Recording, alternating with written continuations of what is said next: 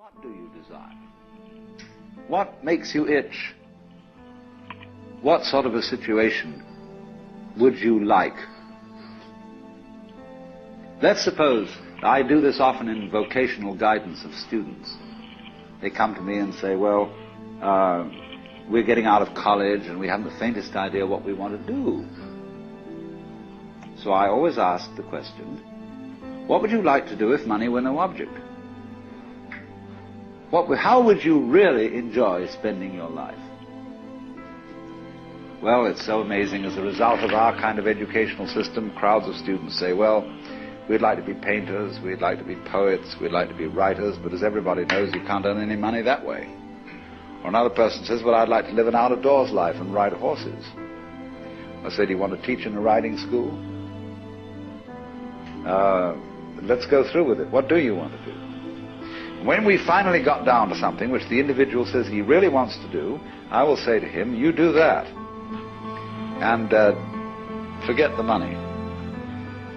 Because if you say that getting the money is the most important thing, you will spend your life completely wasting your time. You'll be doing things you don't like doing in order to go on living, that is, to go on doing things you don't like doing, which is stupid. Better to have a short life that is full of what you like doing than a long life spent in a miserable way. And after all, if you do really like what you're doing, it doesn't matter what it is, you can eventually turn it, you could eventually become a master of it. It's the only way to become a master of something, to be really with it. And then you'll be able to get a good fee for whatever it is. So don't worry too much. Somebody's interested in everything. And anything you can be interested in, you'll find others who are. But it's absolutely stupid to spend your time doing things you don't like in order to go on spending things you don't like and doing things you don't like, and to teach your children to follow in the same track.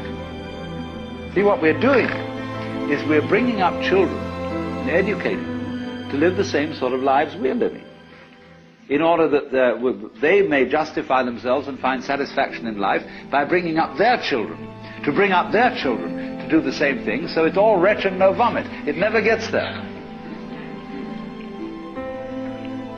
And so, therefore, it's so important to consider this question: what do I desire?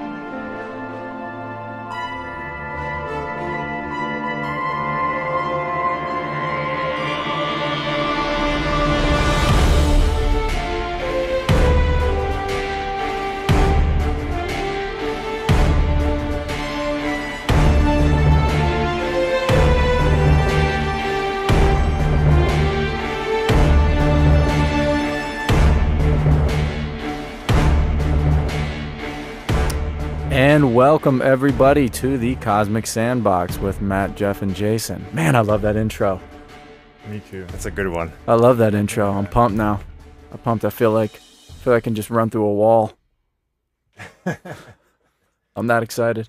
Oh, Alan Watts. Yeah, that was a video called, I immediately forgot the title of it, but it's on YouTube, and it's Alan Watts speaking, and somebody put some cool visual images with some music on it. Isn't the title just What If Money Didn't Matter? Yeah, I think that's what it was. Yeah. Fantastic little snippet, about 3 minutes of your day. If you got 3 minutes to kind of reflect and think about a couple of things, it's a great little vid. Check it out. YouTube it. Yeah, so today we wanted to talk about an imaginary scenario. We're going to play around in the sandbox today, and what if money suddenly disappeared? What if it didn't matter, or any variation of that? And it was a more level playing field for everybody. How would that affect specific areas of our lives? Mm-hmm. Like relationships, entertainment, sports, recreation. Dating was an interesting one that I've been thinking about lately. How would all that stuff change if suddenly everyone was on a level playing field? Yeah, because let's think about it. We live in a very materialistic society in this part of the U.S. We live in Los Angeles, California, so it's a lot of people can be as deep as a puddle out here. But unfortunately, there's a lot of there's a lot of there's more to the relationship that starts to build aside from just the first few dates. But sometimes getting past those first few dates or getting to those moments can be a little difficult for people, whether they're in a financial crunch or a bind, or they feel that maybe they can't go to areas where they're going to have a good opportunity to meet, let's say, somebody that they would like to date. Maybe they're afraid to go to this area because they can't even afford a beer.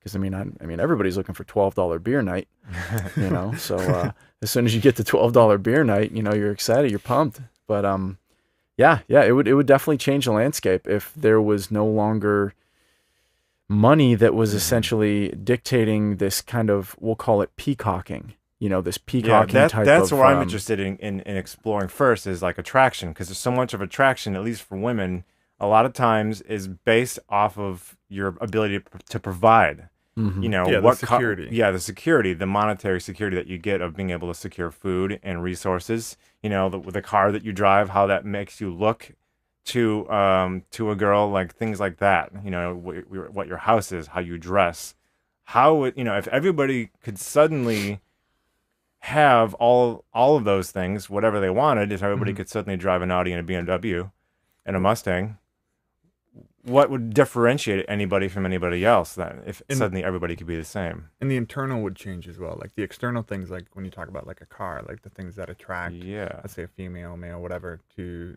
somebody, the internal values system of themselves, like in a sense of their confidence and their ego, those things are altered by their access to money, resources. So that also, though, internally that is reflected outward. So that's seen in like, oh, this person has a lot of confidence, or that attraction then is magnified by those internal things as well as the external thing of having like a nice condo or a nice car or something like that. Yeah, just thinking about that, when you're dressed real nice and you go out and you have like a really nice clean car and you go out and then you have that extra little bit of confidence because you look good, you feel good, you feel whatever. Again, if suddenly that everybody had that, they could pick whatever material thing they wanted. How would that, what would people go off of at that, or at least girls, what would they go off of at that point? Right. I mean, it's such an interesting topic to discuss, because again, we're all guys here, so obviously when we're looking at it from our point of view of how do we attract a female, or how does a female's attraction or her perception of what attraction is, how do we appeal to that, you know what I mean? But it would essentially, like what Geoff had mentioned, when the external has kind of been neutralized, now it's pretty much if everybody is this or that. Well, think about this.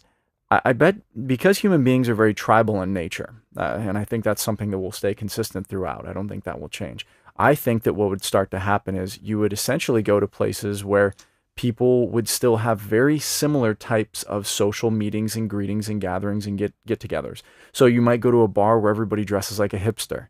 You might go to a bar where everybody dresses very upscale in tuxedo. You might go to a place where everybody dresses like the 1950s greasers and, they have like the cool rockabilly look. So I think people, if access to all those resources and access to those looks, we'll call them, were available, I think you'd have like these little genre places popping up of, well, I fit into this subculture, so I'm going to go here and I'm going to hang out there. So again, people would still look for the visual side of things. Yeah. But I think people would find different ways of peacocking. They would still find their way of being really unique visually. Yeah, but one thing I think that would change is we would have the perception of the security that is no longer there with the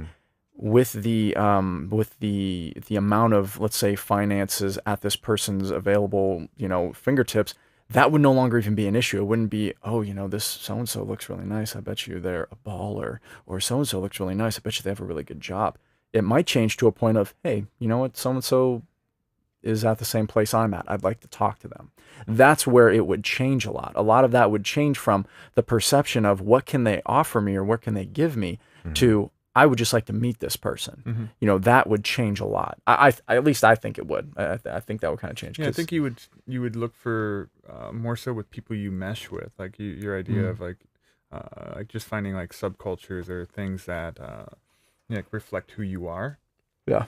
There's this one book I read where it had a society similar to that, where it was like a lot of very, very advanced technology, and people had the potential to just really recreate whatever reality they wanted to manifest, right? Mm-hmm. And there was a skyscraper in this story where on different floors were different worlds, in a sense of, like, if you lived on the 17th floor, that was the equivalent of, oh, you lived on, everybody there dressed, acted, and like as if they were in the 17th century, and like they had these fixations with these yeah things. totally But it was then it wasn't so much, even like when you talk about like peacocking, it's not so much that, like, now you might be doing it and it's more of like to gratify the ego, or some of these other things that are going on. Now you're just trying to find people who are like you, like-minded, who are similar to you. So if you were to go to a hipster place, that's what you're comfortable with. Like, you don't need, you're not seeking any other kind of validation. You're not trying to change other people to be like you, or to use you as some kind of status symbol. You just simply want to be in the presence of other people who resonate with you. Yeah, definitely. And again, I think it goes back to human beings being very, very tribal as a primitive kind of mammalian DNA level of just wanting to be in these collective groups. And then you'll have your folks that will kind of bounce around and be more wanderers or nomads and whatnot. But I think people, for the most part, typically tend to kind of stick to their circles, their general circles of things. So if money wasn't an option, I really do think it would change a lot of the internal mechanism of finding somebody or someone to spend time with, because it'd be a lot more based on personality and someone's energy and everything like that. You know what though? Okay, that's a good point. Would it just be on personality and energy? Because again, we are typically still a very visual species too. We would look at, are they attractive? Are they good looking? Are they built? Are they in shape? Do they look healthy? Because I remember reading an article once that, and again, every article you read has some census or research from this part of the U.S. or this place or Canada or somewhere that says, 1,500 applicants were cross-referenced and cross-screened and cross-examined. But it talked about the strange attraction that these women that were in these test groups had towards men. And one of the underlying factors was healthy, which I thought was strange. But maybe, again, that goes down to a very primitive mammalian level of, if they are thinking of reproducing with somebody, are they healthy? Are they somebody that is going to produce healthy offspring? So again, I know that's going a little deeper than what we wanted to. There's a lot of like visual things you'd have to, girls would go off of when looking at somebody or being around them to determine whether or not they're considered healthy too. Yeah, exactly. And I mean, that could be anything from, hell, if somebody says, oh, well, he's really skinny, so he must not be healthy. Well, no, maybe he just doesn't. Maybe he has a fast metabolism. Yeah. Maybe his genes are set up so that he doesn't gain weight like most other guys do, or whatever the hell it is. But I think you brought up a good point there, Matt, with, would it just be about the personality? Would it just be about the energy? I mean, would we still have to take looks into consideration? Because again, we are just very visual. We're very visual. Yeah, I think it would, in a way, it would become even worse for guys, because we are already discriminated against. I'm trying to think of what I was about to say here. Less attractive guys get an upper hand because they maybe make more money, and thus they're able to provide more, and thus they're able to attract girls they wouldn't normally be able to get because of money. If that went away, girls might be more likely to just go straight after the guys that are really attractive. Yeah, it's possible. Well, I think a lot of things would change. Like, it's the one thing to keep in perspective is the fact that if you're talking about a world where money doesn't exist, a lot of other things aren't going to exist. So even relationships. Good point. Yeah. I'm just like relationships in a sense of how we see them today would not be the same. Like, it might take 6 months, it might take 3 generations, but they would have a massive change in just why we even have relationships, why they function. Because a lot of the reasons we have that's very marriages, true. like that's marriages are monetary related. Well, they're monetary, but they're also property related. Like a big thing. If you go back all the way to like the more of like tribal, or even like like Roman times, any of these times when you even had like some of these other prior civilizations, you always had a lot of fighting, you had a lot of war. So for a man who was leaving to go to war, if you married a woman, you were saying, this is mine. You had a big wedding. This is my property. This woman is mine. And then you had a much greater chance of knowing that if she had a child, that it was your child. And so even if you went away to war and you never even saw that child grow up, you would just have a little more confidence that this was your child and he's going to inherit your property, your estate, your land, and your all of the stuff you've accrued over your lifetime. So if you don't have money and you don't, in a society that not like we're talking like, and I'm always going to see this as the Star Trek world. Whenever people talk about a world without money, for me, it's just that's the Star Trek universe. I see it as this weird in between world where everything still looks the same outside, but that money is not there. That's kind of the scenario that interests me the more right now is the more relatable one of if you woke up tomorrow and suddenly no one had any money, or everybody had the same amount of money, or there was just a level playing field in general. Yeah, and I see what you're saying there.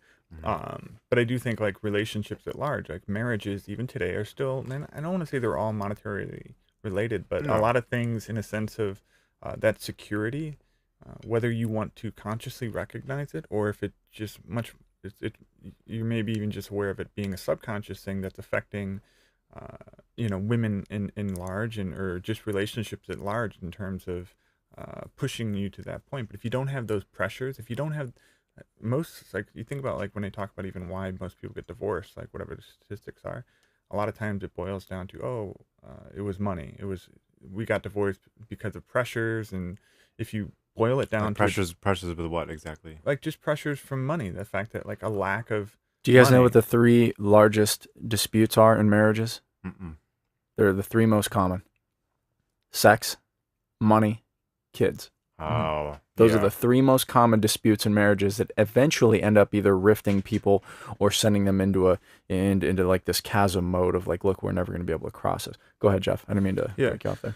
But no, I mean, if you think a lot of these things in relationship manifest out of stress and anxiety from you working shitty jobs that you don't like and to make money because you need that, and then you're concerned about paying bills or doing this, or you want to go on more vacations, or you want to be able to do all these things. Oh, we can't do that. We can't afford that. So all these things, so many things boil down to money. Like even with kids, it's difficult. You're not spending a lot of time with them. They're having problems. Well, why are you not spending time with them? Oh, because we're working shitty jobs we don't like. Make a living, yeah.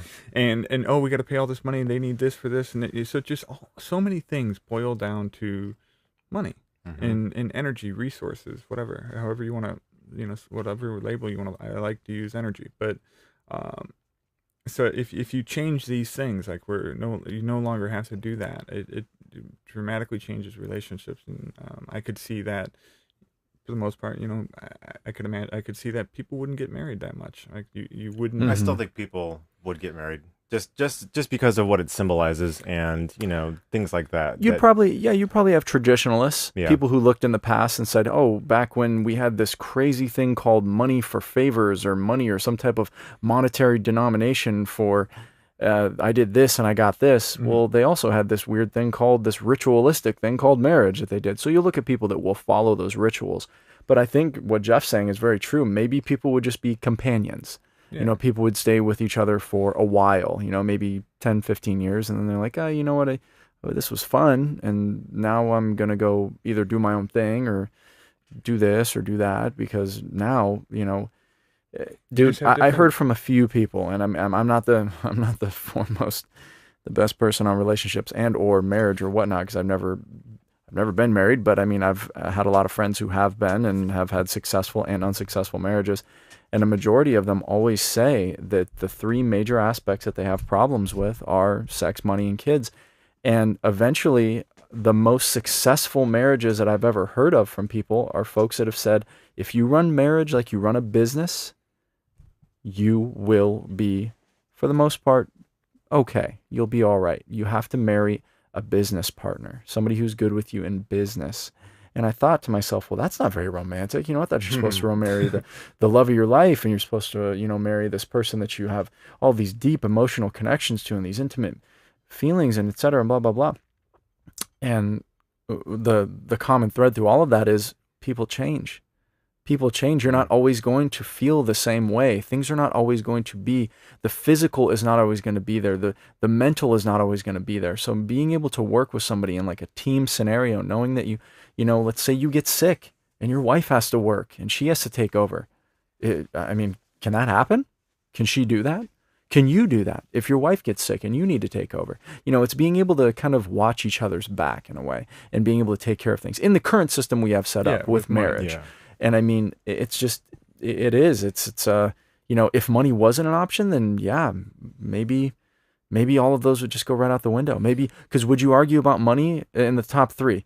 Well, the sex thing I think would always be there because that's just going to be something that human beings will just hold on to as far as a physical and intimate relationship with another, entity, person. I'm not going to say entity, another person. Kids, that thing. I'm married to this ghost. Yeah. This entity. Boy, this ghost is doing me dirty. Kids, that thing, I mean, of course, it's tough when, I'm assuming children probably give their parents shit about, I don't have the newest Jordans, and I don't have the nicest stuff at school. Well, you know what, now that's out the window. Now every kid is doing okay, but I'm sure if there are any type of health issues with a child or anything like that, whether they're mental stability, physical, physiological, things like that, you're going to have issues that you're going to have to deal with your partner on that. And, the money thing, if we take that out of the big three, now you just have what? Sex and kids. I mean, now we're just down to sex and kids, so who knows?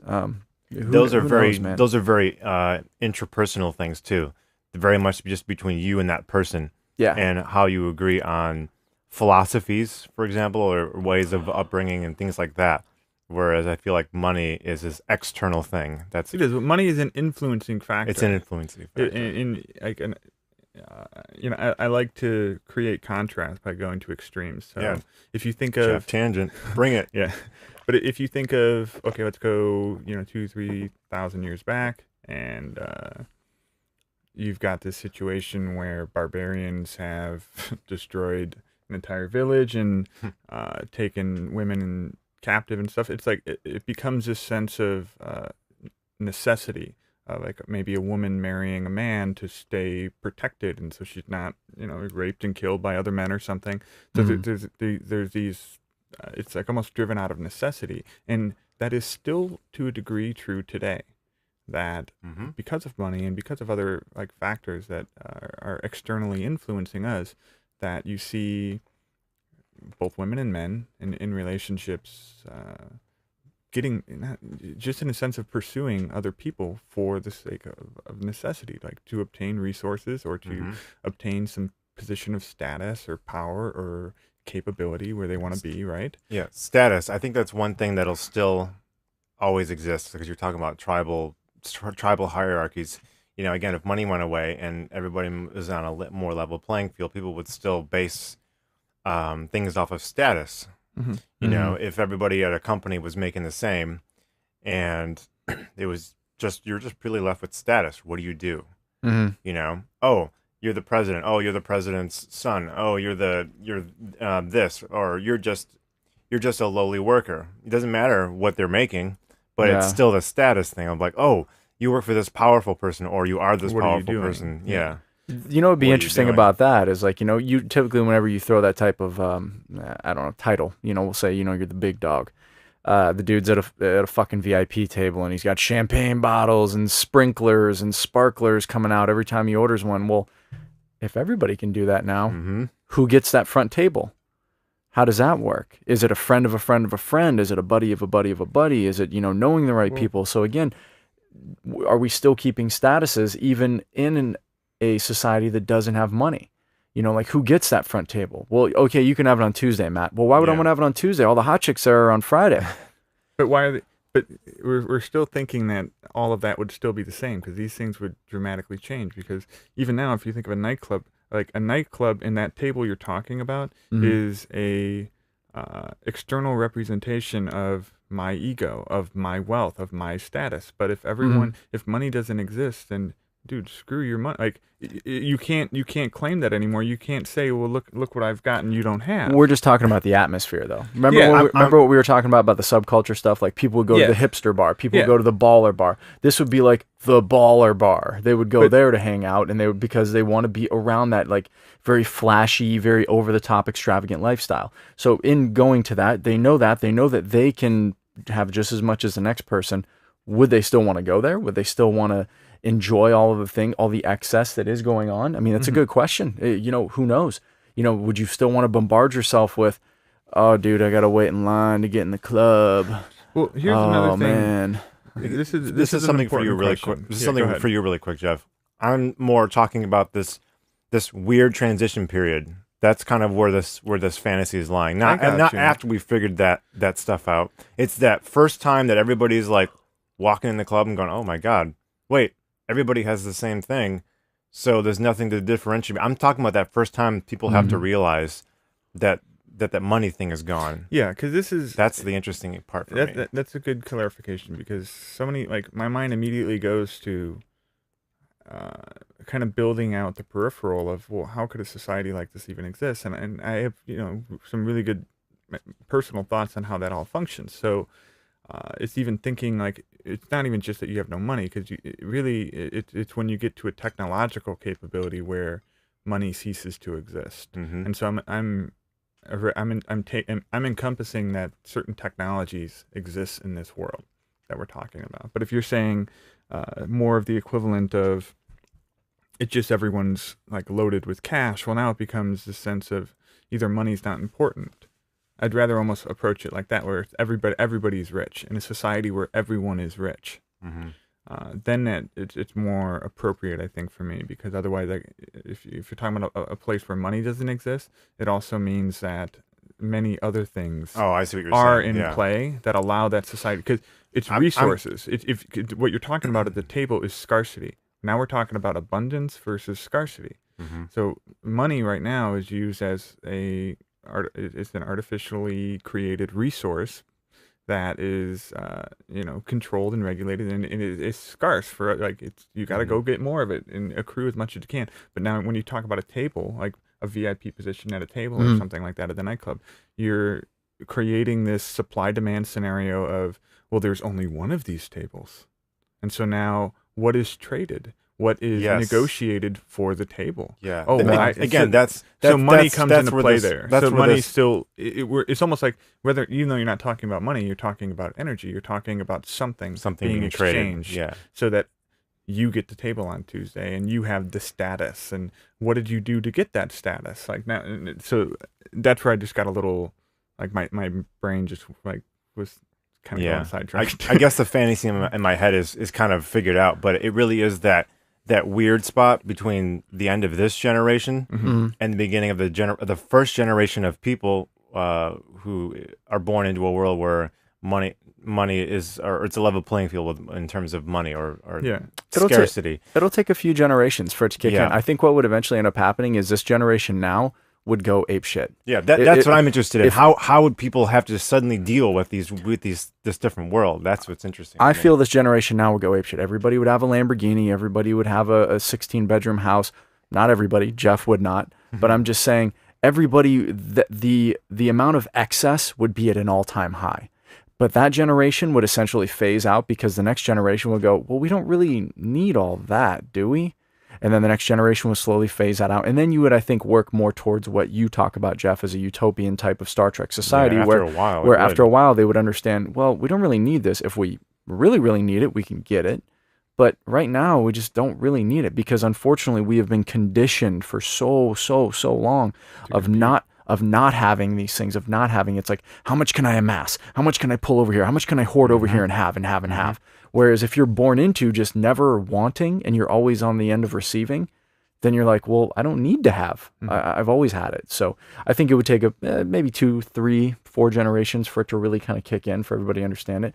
But I want to take a step back to where we were initially started with this, with, just the dating scenario and the dating scene and whatnot.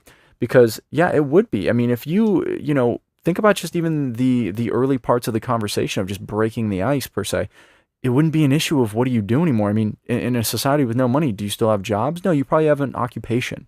You probably do multiple things. You probably just say, hey, these are my, like a breakdown of your interests, hey, I like to paint, and I like to, sculpt, and I like to, I like to work out, and I sometimes I do this. And yeah, exactly. Like, you would just tell all of these things. It wouldn't be, oh yeah, I'm a day trader.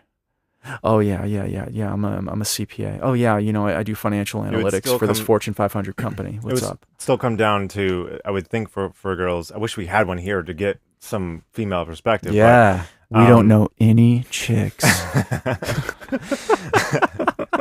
So sad. what I still think that they would be find us particularly interesting by their occupation alone, just like we would them. You know what I mean?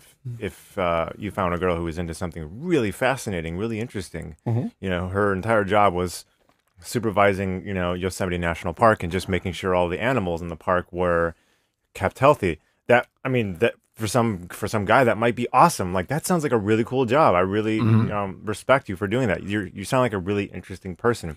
I think it would be more genuine in that more sense. Genuine, yeah. You would right now it's this sense of like if you meet somebody who and like if she met somebody who was an artist and who didn't make a lot of money, but he was an artist. Yeah, but that would be looked down upon now because he doesn't make a lot and he's just kind of scraping by.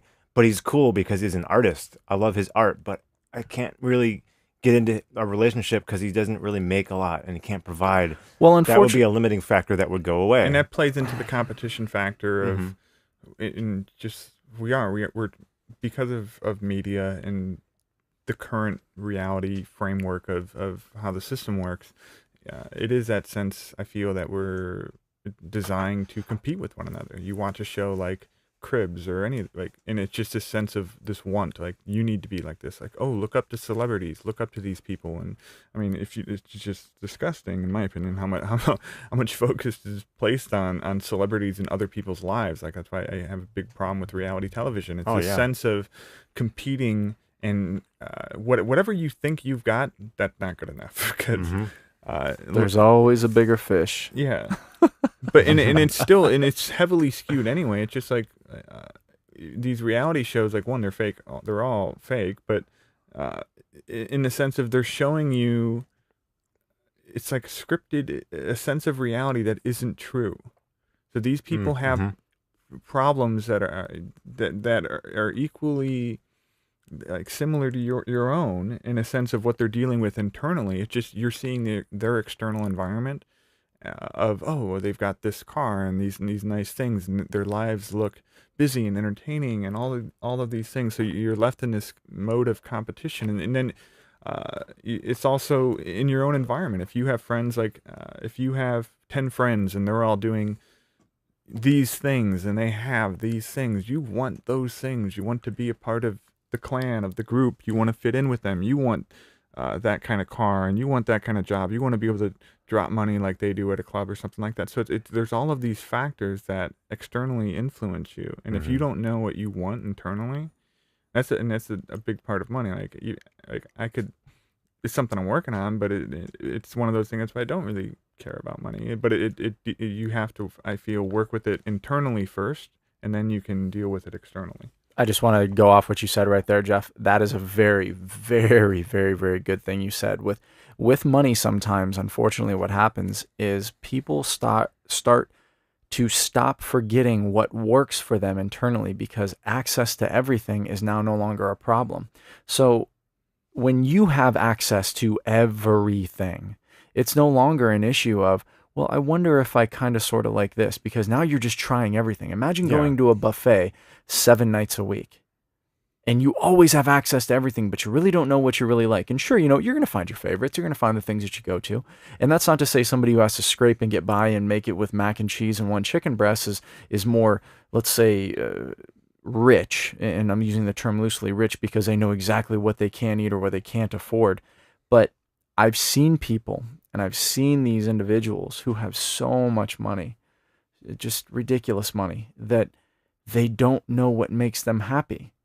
They don't have any type of internal happiness that they can project outward and say, you know what? I have all of this, but yet this really makes me happy. This is because, and I'm going to use a goofy quote from Fight Club, the one scene where Brad Pitt tells Ed Norton, he says, eventually all the things you own end up owning you. Because a lot of their happiness resides in this amassing of these things and amassing, because they look at it as a type of security. And in our current system, it is a type of security because it's assets. If they ever go bankrupt, they can sell all their shit and they'll have money again. If they ever need to find partners, they can show their shit off and they'll have a partner. They can invite people over and brag about what they have. They can continue on perpetuating this lifestyle.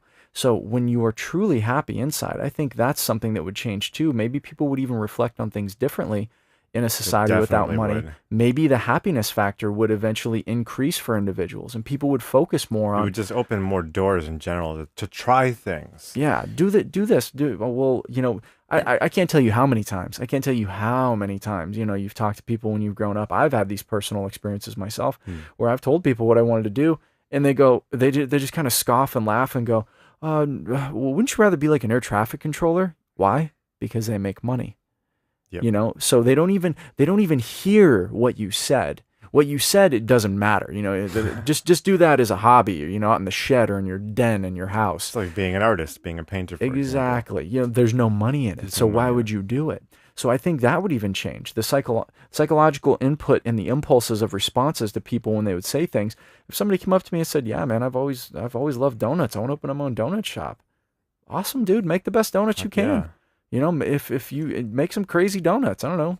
Have you ever had a maple bacon donut? It's pretty awesome. Yeah, somebody made that thing, right? Somebody took a chance and made it. So I'm just saying, I mean, imagine the possibilities. Somebody didn't stifle that dream, you know, but again, that just takes courage to do that. And I think that's one thing that would change immensely is people would have the courage to say what they want, and then there wouldn't be as much ridicule and there wouldn't be as much scrutinizing people for, really? You want to design couches your whole life? Well, there's money in architectural firms and blah blah blah. Did you see that couch on Reddit?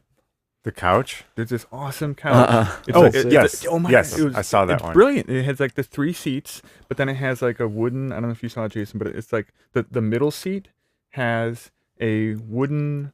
Like where you'd put, you know, like you could put a cup or whatever. It's almost like the middle seat becomes like it has a top to it, but you slide that out, and then it's like built into the couch and the lower part. And then you pull the other cushions out, and you put your feet up then, and then so you can go from a 3-person couch to have room for your feet. And I don't know, like it's like a incredible. It's like so cool. A 2-person couch with a little is it like this here? hard spot in the middle to put your drinks and your food, but then you can slide that part out in front of you and turn it into basically like a coffee table footrest. Yeah, and then have a third person be able to sit in the middle. That's better description. Yeah, it's pretty cool. That's pretty cool. But no, it's one of those things, and that's why I like how you opened it with the Alan Watts intro, because what he's saying is what he proposes there, and when the question he's asking is a question that a lot of people I feel do not reach. They don't get to the point. Like if you think of, dude, they ask it, Geoff, but the problem is people stifle them around them. People do all the time. You can ask any person. You can walk up and down the street. You can go to the 3rd Street Promenade. You can ask every single person, "Hey, man, what did you want to do when you were like 8?" And of course, you know, you're probably going to get some wackos that say, "I wanted to be Superman." Okay, man, I get it. Well, hey, you know, did you want to be Superman? Me, I want to be Batman. I know. So, but I'm just saying, you can ask everybody, and everybody had a dream at one point of what they wanted to be. And of course, that might have changed over time, but people have been stifled for years. They've been, I mean, when you were 16, if you still wanted to be Superman, you were either, you know, sent to a place where people weren't talking to you too straight, or they were like, stop it. You need to get serious about this now. Let's see what makes money. Okay, you want to be a lawyer, you want to be a doctor, you want to be a financial person. So I think everybody has that, but they don't listen to themselves. There's a voice that's sometimes speaking to them, but they cram it down. They shove it down their throat with what everybody else has told them of, oh, you need to do this because there's job security. Yeah. You know, you need to be a nurse because guess what? People are always going to get sick and they need people to take care of them, so you need to be a nurse. You need to be a lawyer because people are never going to get along, so people are always going to argue, so go be a lawyer. I've had both of those things thrown at me when I was in high school. Geez. They said, if you really want a good job, be either a nurse or a lawyer. You know why? Job security. People are never going to get along and people are always going to get sick, so do that. And I thought, fuck that. I'm not cleaning up piss pans. I don't want to do that. Fuck that. I don't want to listen to people bitch about all the shit they have. Mm-hmm. There's a perfect example too. Speaking of piss and shit, if everybody doesn't have to, you know, make a living, or the money thing isn't a factor in choosing a job, who's going to be a janitor anymore? Good point, dude. Yeah, who's going to be a garbage man anymore? Happens? Well, this is drive a garbage truck, but where does that go? Yeah, the infrastructure. What happens to the infrastructure of our whole society? Are there janitors? Are there people that take care of the sick and the elderly? I would think the sick and the elderly, yes, you'd have philanthropists and people that already do that now. But dude, who wants to go clean the porta potties at a Led Zeppelin tribute concert? You know what, Geoff? Are you going to volunteer to do that? Here's what I would do. Yeah, that's a no. Okay, and this is where you start to get into it's almost hard. It's really hard to talk about this without talking about other things. But certain technologies would exist that would not like, you almost can't have this type of society without certain technologies. So a lot of the menial labor, maybe that would be more likely to come about because people have more time to devote to what they really want to do. That's a good idea. And a lot more innovation happens. Let's pretend it just more happens quickly. tomorrow. Yeah. And everyone has all this money. So now what we do, if you're saying it's a society where money doesn't exist, or is it one where everybody's rich? Yeah, they are different. I'm just trying to imagine more of a level playing field, personally. Okay. So let's just say everybody's rich. Everybody's got, pick a random number, that's all right, but $5 billion sitting in a bank, right? Or there's an infinity in their bank account. Yeah. So you've got a lot of money. So you can still use this as a sense of, if you wanted to, if you were still in the mental mode of accruing wealth, you could get paid a shitload of money to do maintenance. But also, what this would free you to do is, rather than, you have all this creative energy. To me, let's just entertain it as energy. You have every day, at any given moment of the now, you have X amount of energy you can throw out at a problem. And so right now we're having this conversation, but you could be working on something. I could be up in my office working on something. Or we could all be doing other things, working right? a 14-hour shift at a job somewhere. So you have all this energy. Well, if the majority of the human race is not focusing their energy on working as CPAs and doing all these other things, stupid crap that I want to do, suddenly you can get a lot of people together and start going, well, how can we build infrastructure that is sustainable? Like, how do we develop technology? So you start throwing all of this collective energy. So now, would I go be a janitor at a high school? And then if you had the right society where it was people coming together and deciding, we're going to build the infrastructure to create a better, more lasting, and start developing all these, I would do anything. I would work 12-hour shifts as a janitor or cleaning up roadways, and then go work 6-7 hour shifts in groups and brainstorming sessions, like developing and working with engineers and trying to come up with ideas to build better infrastructure. I would totally do that. And if you said, well, it's going to take us 10 years to do this, fine. I'll throw my energy and work towards that. And I think tons of other people would do that. So it would be a sense of coming together and trying to build a better society. Yeah, in that case, what about some kind of a I don't want to say mandatory, but a volunteer system, a rotation, if you will. If, like you're saying at the high school, every teacher for 1 week out of the year has to be a janitor. They have to do this, and they put on the gloves, and they go and they do the job. Mm-hmm. And it's just a constant rotation, just like community service, if you will. It's just part of the deal. Living here is you have to spend 1 week out of the year doing this job. Yeah. Could we do something like that? You know, I wonder if could. I think you would get people to do it. I think you would get a lot, but it would be more of people coming together, because right now there's a lot of things that we do just because that's the way it's done. Oh, this is just what we do, and you don't have the time. If I were to sit here and go, well, let's come up with a more efficient way of doing something, a lot of people don't have the time, which is energy, to do it because they're bogged down with what they're doing. But if you suddenly have access to money, resources, now you go, how can we build a better system? So we don't like doing this. We're tired of driving in the snow on these freeways. Let's figure that out. We've got money and resources. Let's develp technology to take care of it. Another example about infrastructure, the reason why a lot of times more, I'm trying to think of the word, more robust resources or infrastructure isn't put together is because it's more expensive. Oh, we won't use that kind of electrical switch over the one that'll last longer because it's more expensive. Now, if money is not an object for whatever reason, now you can use better engineered materials. You know what I mean? In what you're doing, you'll buy a car tire that will last a way longer, but the only reason it was never popular before is because it was too expensive. It was money. Like, if you think of right now, and this applies to every single commercial product anybody purchases, they're designed to break and fail so that you eventually have to buy a new one. But if you don't have that, if that is no longer if you're not trying to just hoard profit into a secret bank account outside of the United States of America, it changes the corporate structure, and that is reflected into all the employees and the people working there, where they're like, listen, we're tired of building shitty computers that are designed to break, and whether it's a computer or a tire on the road that is designed to fail. And so now you start entertaining these ideas that were once threatening, that before you would say, listen, Joe's over there working on some stuff that would, basically put the tire business out. Like it would just destroy it. It would just change too much stuff. We can't do that, because then it's going to affect everything here, and it's going to affect jobs and all stuff. So you change all of that. Now you start developing these technologies that you can be more like unrestricted in your innovation. Going back, you don't care anymore about.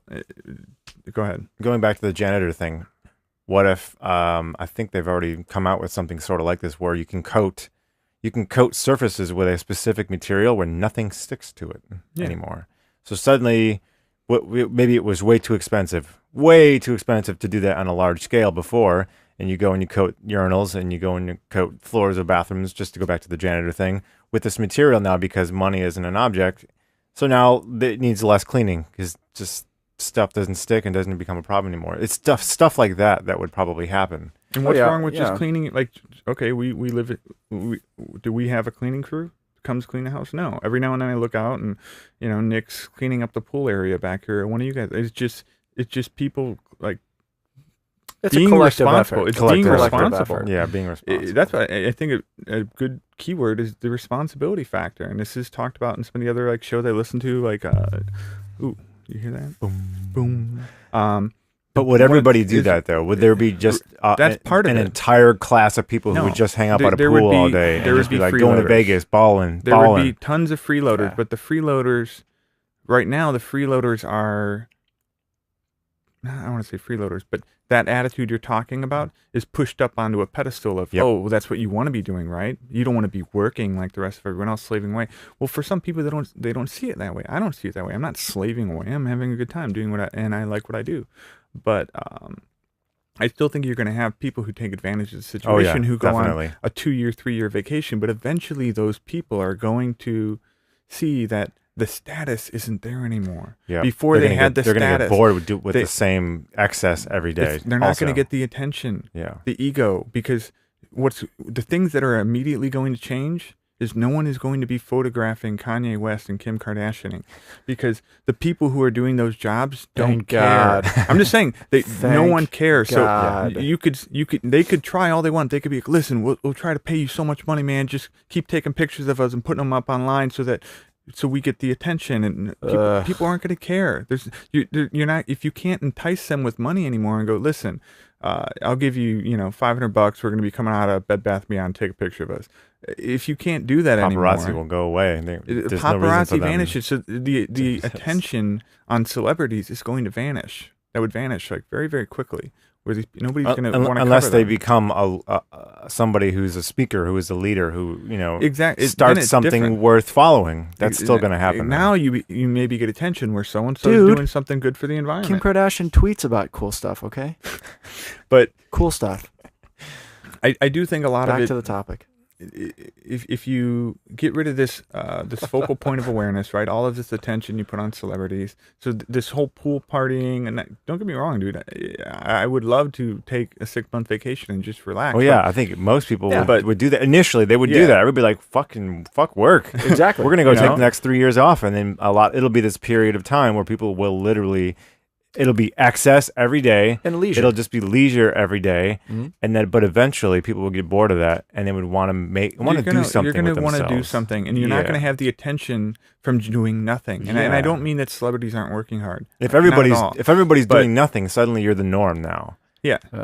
So it would all just and that wouldn't level be cool. Out. It would not be cool. But I think you would find things to do, just like when people talk. Oh, well, who's going to grow food?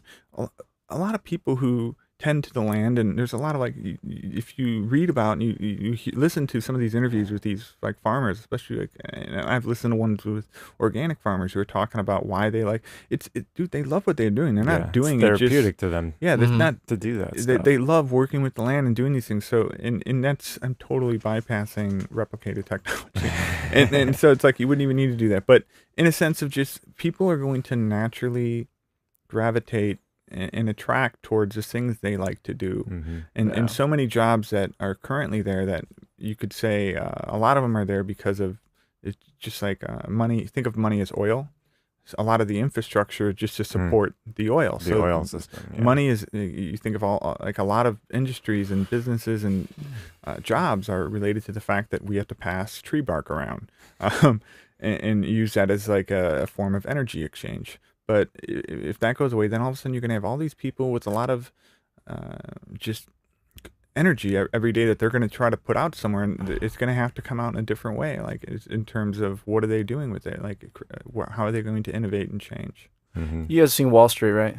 You guys have both seen Wall Street, Oliver Stone? No? Yeah. No, I have not. The old one? The old school, yeah, the first one with Charlie Sheen, Michael Douglas. Dude, there is a fucking amazing line in there with Michael Douglas. He basically is Can I pull it up on the YouTube? He's the shark of Wall Street. I think his name's Gecko.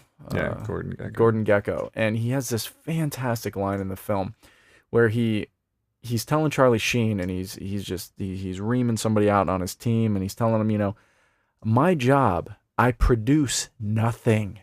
I take other people's money and I produce nothing, but I consume everything. And that just goes to show you the type of system that we have in place, where this guy, like a trader, for example, he has, he doesn't come in to his job with X amount of dollars and starts his firm with 10 million. Sure, some of them have to break out if they want to be like their own individual brokers and whatnot. But if they come on being like part of a team and a trader, you start off as kind of like a cold caller, and you're trying to get people to invest. You're telling them your tips and your strategy. But I mean, it was such a crazy thing to think about that he doesn't build buildings for people to have businesses in. And essentially, some brokers have branched out into real estate and development and whatnot. But I'm just saying, going from his character in this time frame and what he was talking about, is the line is so powerful of, I produce nothing, but I consume everything. Because from what he makes off of his investments, the guy's, a multi-millionaire or maybe even a billionaire by our standards this day and age. Yeah.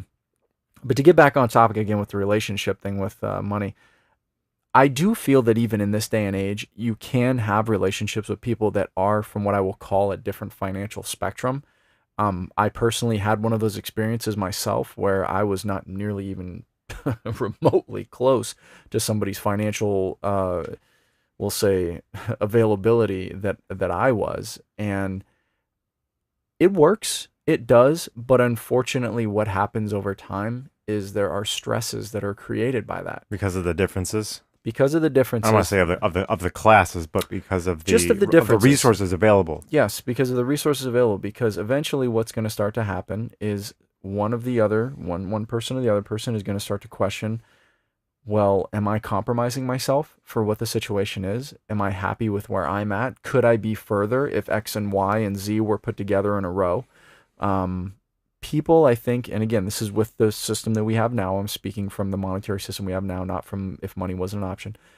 People, unfortunately, create stresses for themselves in the current system that we have because, looking down the road in the quote-unquote long run, they're going to look at it and say, well, is this person pulling their weight? Is this person towing the mark? Is this person progressing?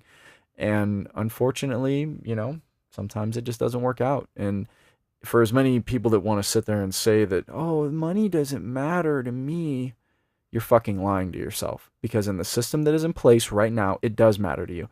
If it doesn't matter to you, don't work for 6 months. Don't do it. And see how many friends you got mailing you and calling you.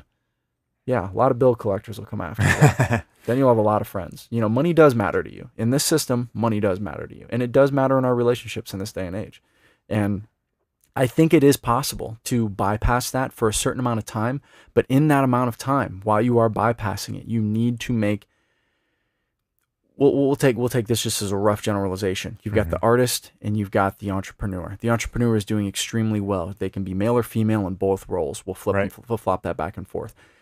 In our typical setting and our setup now, it's more accepted if the male is the entrepreneur and he's taking care of the female who is the artist. Well, if the roles are reversed and the female is the entrepreneur and the male is the artist, well, then it's looked at as a loss of pride, a lack of motivation, a lack of determination. Yes. And you're looking at something from a very different perspective because now people are telling you, well, you're not progressing far enough. You're not doing this. Well, how do you know that? How can that entrepreneur tell that artist, you're not getting to where I'm at when I'm working on a different set of rules than you are? Yes, Exactly. that's exactly the area I wanted to explore with this topic, because the money gets in the way of that. It does. You know, it does. what the entrepreneur is doing is more important and more worthwhile than what the artist is doing, than what the musician is doing. Mm-hmm.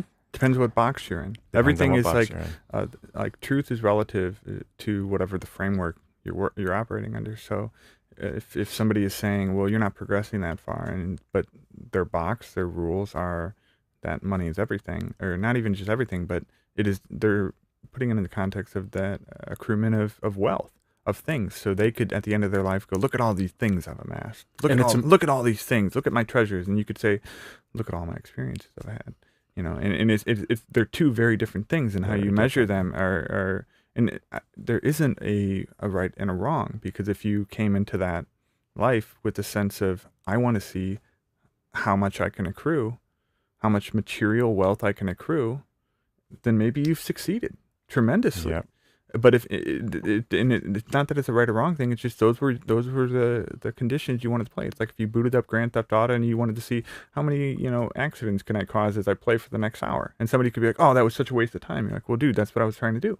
Mm-hmm. That was my goal. I wasn't just to create mayhem. And somebody else might say, well, my goal when I loaded up Grand Theft Auto was to see how far I could run on foot in an hour. And so it just depends what your framework is. Like, what are you going after? What are your pursuits? But that goes right back to, what do you want to do? Like in Alan Watts, what would you do? What are you here to do? What do you want to do? And you could change that at any moment. You could tomorrow or today, right now, stop whatever you're doing and just go do what you want to do. If you decide you're just done with that, you're just done. You're moving on. Like you have the power to do that. And some people are like, oh, I can't do that because da da da da. Well, that's if you want to, you can create attachments to things, and surround yourself with these attachments. And I can't do any of the, because I'm limited in my options here.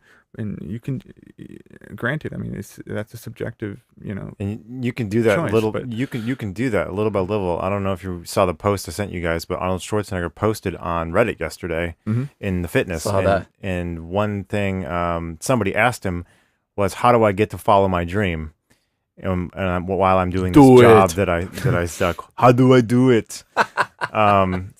So Arnie responded with, keep working the job you're doing now, even though you don't like it, but use that income to save up to eventually jump into what you want to do. Exactly. Work another year or two, save up, and start putting away for that so you could do that. Balance. Yeah. Shift the balance. Shift you don't the have to balance. do it immediately. Don't have to do it immediately, little by little. But recognizing that you want something different is key. Yes, exactly. Recognizing, knowing where you want to steer the ship, because it's like your body, the output of your energy and what you can do on a given basis is like the equivalent of, let's just say, like a giant aircraft carrier or a cruise ship, the Titanic, right?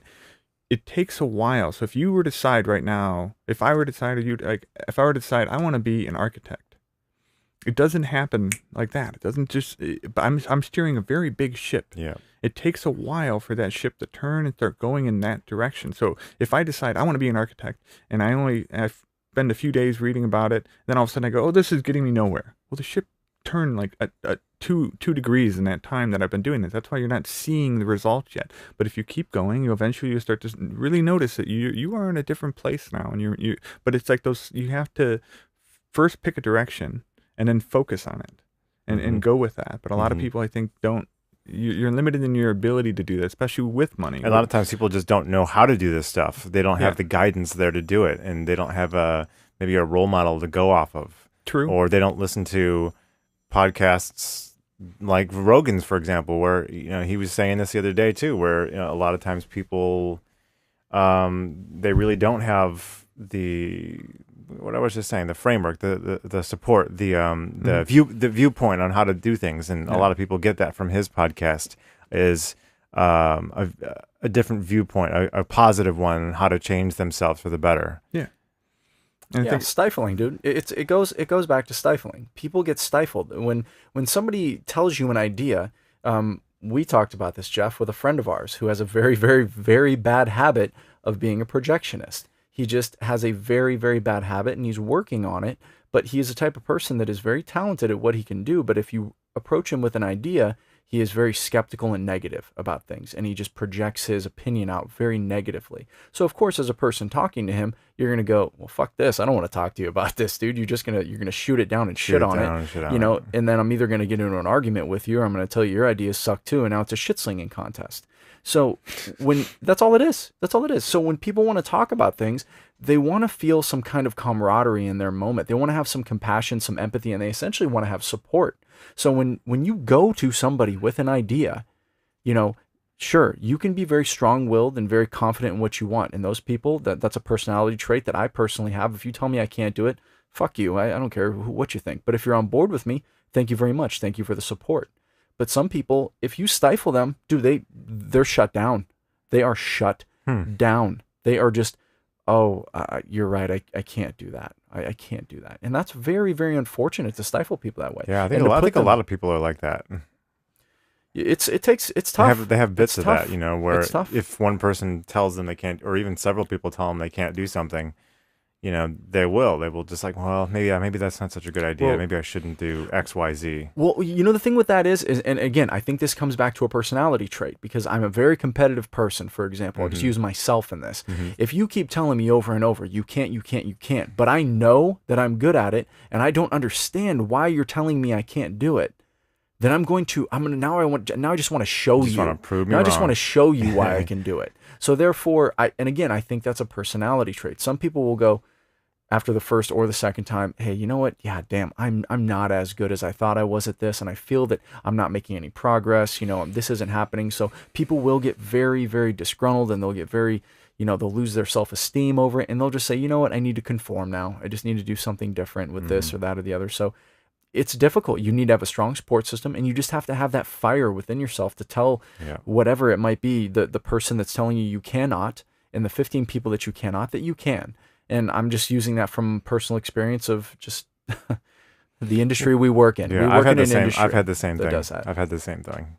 You know, people telling me I can't do things a certain way when I know better, and it's tough. Going on to prove them wrong. And how does that feel? How does that feel at the end of that when you go, you know what? Thank you for me personally, there's no ego thing there for me with it. So I'm not like, oh, yes, you proved you wrong. Ugh. I'm not like that at all.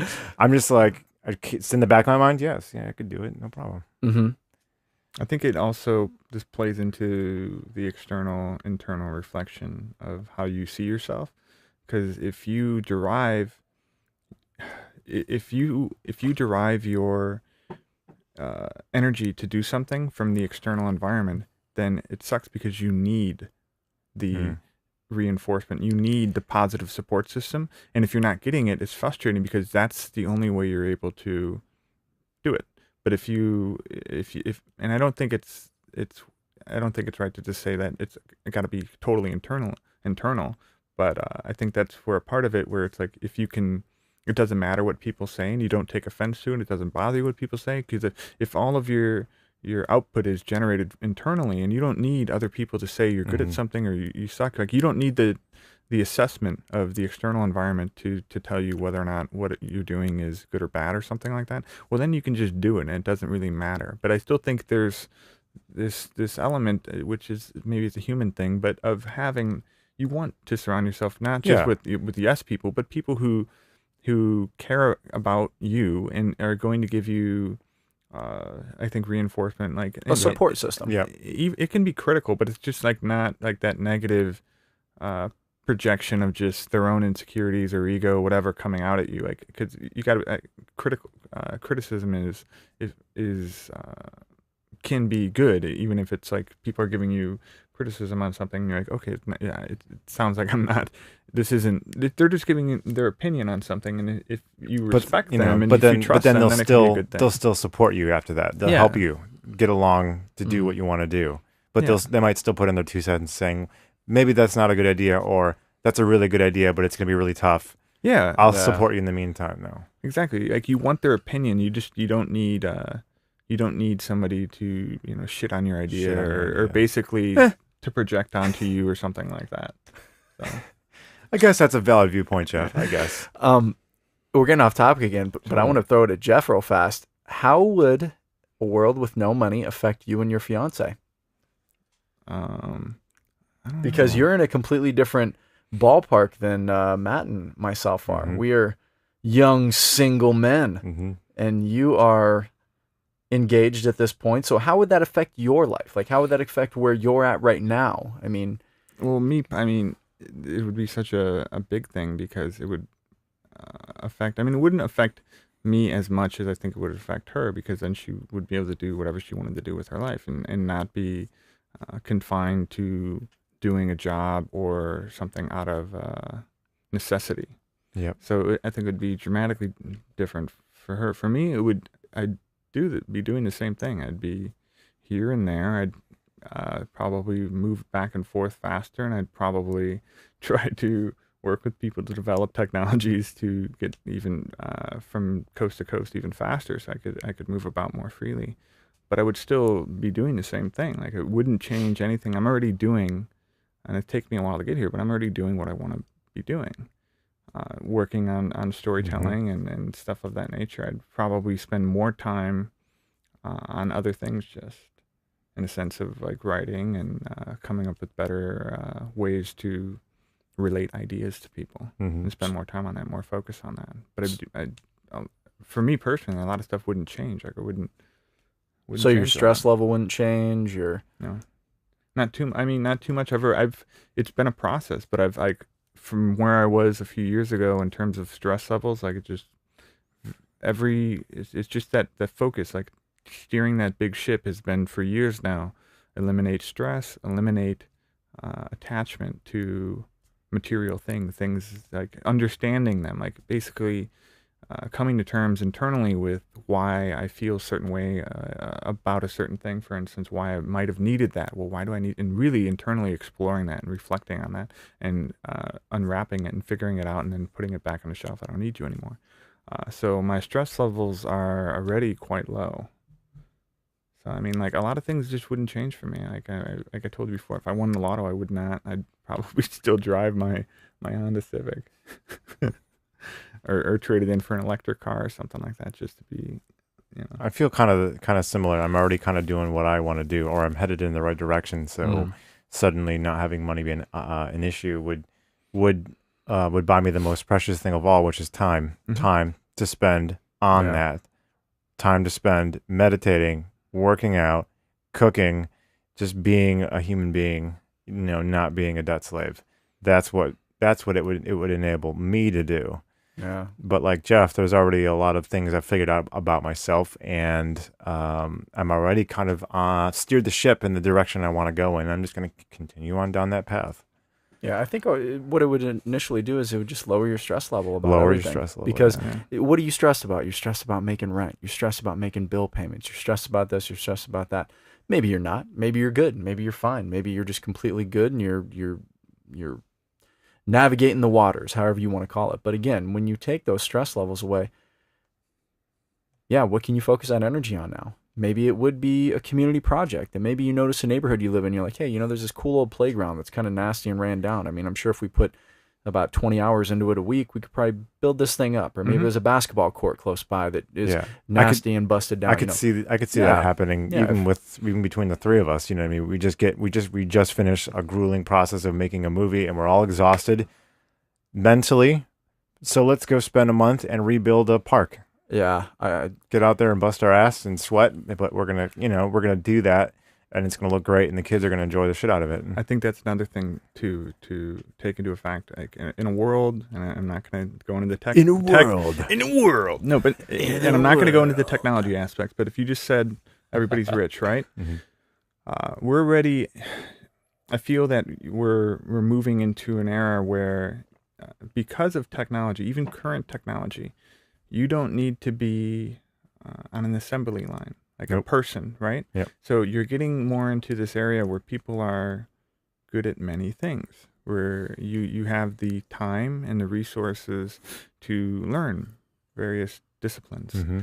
So it becomes exciting then if you just finish a movie, if you didn't need to then go work and to pay food and all this crap, right? So you don't have to do any of this stuff. So if you just want to be a carpenter, if you wanted to say, let's go build something, cool. Let's figure out how to do it. Let's watch some videos on YouTube and learn how to do this. You couldn't do this now. John down the street is giving a carpentry class 2 days a week. I'm going to go start doing that. Yeah, just start, because now you have all of this time. You can start throwing your energy into many things. So like, it's more common for me to consistently run across artists where I go, oh, they know how to do visual effects, they do motion graphics too. Oh, you know how to do editing, you know how to do sound. And it's not just because everybody's a genius; it's because they're applying their energy and their time to all of these different things to learn how to do. And granted, you still have the technology is becoming easier and more integrated into our lives, so you're able to, it's not so much time, whereas like 30 years ago you might have had to spend a lot of time learning how to program an earlier computer or one of these devices or something like that. That would require a significant degree of more time, more investment, work, and more of a monetary investment. It used to be to do a lot of things now that are very easy to do in your own home. The transition from mental thought to shareable or collective, a tangible representation of that thought is faster and faster and faster. So you hear a song in your head and you just can crank that out on a keyboard over the course of a day and share it with your friends. You've got an idea for a story, you can write it, share it, disseminate it very, very quickly across. So it's like that whole process is getting faster and faster and faster. So you can learn new techniques and stuff. Like, so if we want to go build a basketball court or something, we could all figure that out. Between the three of us, we could figure out like how to pour cement and go rent the equipment to do something, especially if you had access to different things like that. So you could start doing, and then that's when I start to think about like this plot of land that we live on in this house. And this is where like my fantasy is really kicking a high gear. And it's like this sense of, we have a certain amount of acreage here, right? And imagine if it was just free and unrestricted, do whatever you want with the space, and you had like large-scale industrial replication technology. So we could print out and build anything. So like basically, we could use a computer system and holographically build out like, oh, we want this to be a 3 or 4 story structure with this and this and this and this and this and da da da da da da. And it really, like, we could design anything we wanted and then walk away. And then, press a button and the land is converted and it gets, reassembled, and the energy in the space is formatted to match the structure that we want. And suddenly you have this like 4-story, 5-story amazing structure for you to live and work in. And I think that's when I really get excited, when I start to think about what you could do with that. And like where thought becomes reality so much faster. Where it like that boat, the steering of the boat, like where it used to take. Oh, and me and Jason were just talking about that. Like watching these game animatics, these cinematics from Blur Studios are just, I get so jealous because that's how I want to tell stories. But I also don't want to, like, even with the movie we're working on right now, like it's such a. You don't want to spend 2 years making it. You don't want to spend 2 years, several $100,000, millions of dollars to make it. It's that sense of, it's the speed. I want I want to be able to translate thought to reality faster. And just as much as it's not that I don't enjoy the process of making a movie over the course of 2 years. I just wish that I could make more of them. And it's not about making money to do it. It's just that sense of, I constantly have ideas, and I would love to be able to crank out here's an idea, and you get together with a group of your friends, and over the course of 2 or 3 months of of really like long hours, fun hours working on something, throwing a ton of time and investment energy into something, 2-3 months, you've got it. You've got this thing that you can enjoy, this movie, instead of like a 2-3 year process. Well, that's a money thing though, Geoff. Because think about it. If you were like, let's say you had 10 million, you could hire a small production company to work on a little project while you're working on another project, and you could essentially have all of these things going on at once. And again, in the system we have in place right now. So that just boils down to a money issue, man. It's money. It's a money issue. Right now. But you can convert that to just pure technology, in a sense of eventually your ability to take an idea like a movie, and then by streamlining a process in certain software, hardware, and just technological capability, you could make a movie like Avatar, and it might not have the finesse of the storytelling, But from a technological, you mean Dances with Wolves meets Jurassic Park? Yeah. But in a sense of like creativity, like creatively, we could sit down and you could finesse the dialogue, and you spend a lot of time in this. And you see that like good movies tend to spend more time in the script process, where they're being rewritten and people are really considering what's being done here. But the polish, the technical polish, is something that is like just it takes so much time, right? But if you can compress that time so that you're spending more you're spending less time rendering and doing all these things and conforming like if you're more just spending all of your time on creatively engaging in various aspects of the pipeline, then I think it just becomes much more exciting in a sense of delivering that product and like getting to that place where you're able to generate work in that way. And it's just, but you apply that to just about anything. That goes with, can be applied to anything. So it just starts accelerating. So I love the idea that like becoming more just adept at various disciplines and being able to just design like if you wanted to be an architect, like you just you use certain software, certain tools, you learn certain things, and you're building your own home. This is exactly what you want it to look like, and you see that more and more a little bit with people who use who I've heard about this, people who just learn about various a little amount about architecture, and then they go build up a mock-up of their home in 3D. And right now they take their little 3D mock-up, like I could go mock up my home in 3D, right? They bring it to a contractor. I'll bring it to a contractor who will reformat it, who will reformat it into blueprints that can be physically built, right? Yeah. But now imagine if I took 3D Studio, I build out this is what my dream Some home crazy would be. 3D printer comes out that can print any kind of material, any atom. And it also reformats it. So I go, this is what I want, and a machine reads it and goes, okay, this is what I would need to adjust to make this structurally sound. Yeah. You and just go through and approve all the changes. I don't need to know that. I don't need to know that level of detail. The same way you don't need to know machine code language to run Pro Tools.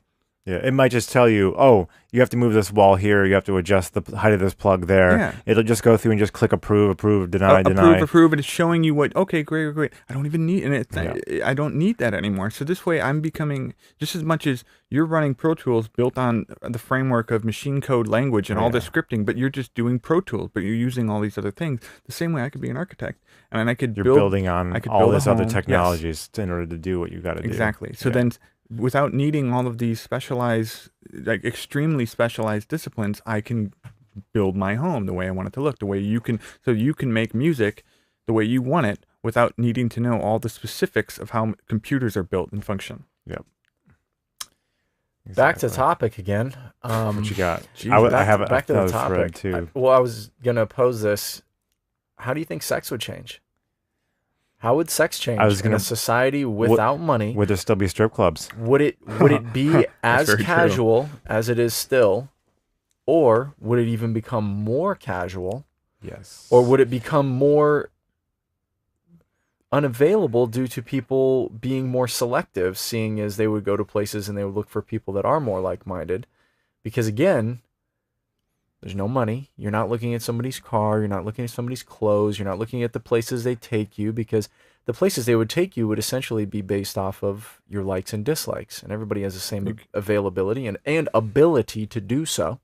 So now it's more of an issue of, do you connect with that person? Do you find similar interests in these things? You know, have they been listening to the things you like? Oh, I love this. I love that. And then they end up taking you to the wrong place. You're like, oh, well, no, never mind. I didn't like that at all. But how do you think that would change? You know, how would that change? Would sex, would it be more casual, infrequent, more frequent? What do you think? I don't think it really would be any more infrequent. Because, again, I think taking the money out of the equation you'd be able to connect with each other on a much more personal playing field than you do now. So maybe there would be more, but I don't really think it would be affected that much. So you think it'd be about the same then? Yeah, I think it'd be a weird period again where people are readjusting their way of approaching everything, their way of feeling like, oh, I don't get the sense of confidence that I get because of this, because I bought this expensive suit and I'm sitting in this expensive bar drinking this expensive drink. I don't think that confidence goes away maybe because of that.